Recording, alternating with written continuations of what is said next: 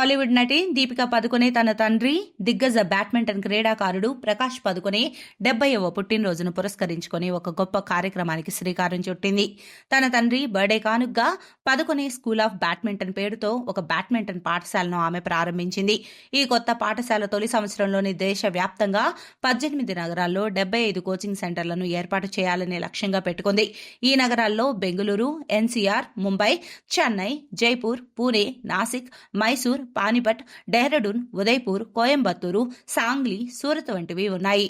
ఈ సందర్భంగా దీపిక తన తండ్రికి పుట్టినరోజు శుభాకాంక్షలు తెలుపుతూ సోషల్ మీడియా వేదికగా ఒక ఎమోషనల్ పోస్ట్ను పంచుకుంది. ఒక బ్యాడ్మింటన్ ఆడుతూ పెరిగిన వ్యక్తిగా ఈ క్రీడ ఒకరి జీవితాన్ని శారీరకంగా, మానసికంగా, భావోద్వేగంగా ఎంతగా తీర్చిదిద్దుతుందో నేను ప్రత్యక్షంగా అనుభవించాను. పదుకొనే స్కూల్ ఆఫ్ బ్యాడ్మింటన్ ద్వారా మేము అన్ని వర్గాల ప్రజలకు బ్యాడ్మింటన్ ఆనందాన్ని మరియు క్రమశిక్షణను అందించాలని ఆశిస్తున్నాము. అలాగే ఆరోగ్యకరమైన, మరింత దృష్టి కేంద్రీకరించిన క్రీడల ద్వారా స్ఫూర్తి పొందిన తరాన్ని నిర్మించాలని కోరుకుంటున్నాము.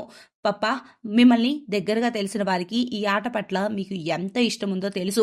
70 ఏళ్ల వయసులో కూడా మీరు బ్యాడ్మింటన్ను తినడం, అందులోనూ నిద్రపోవడం, ఊపిరి తీసుకోవడం వంటివి చేస్తారు. బ్యాడ్మింటన్ అందరికీ అందుబాటులో ఉండాలనే మీ కలను నిజం చేయడానికి మేము కట్టుబడి ఉన్నాము.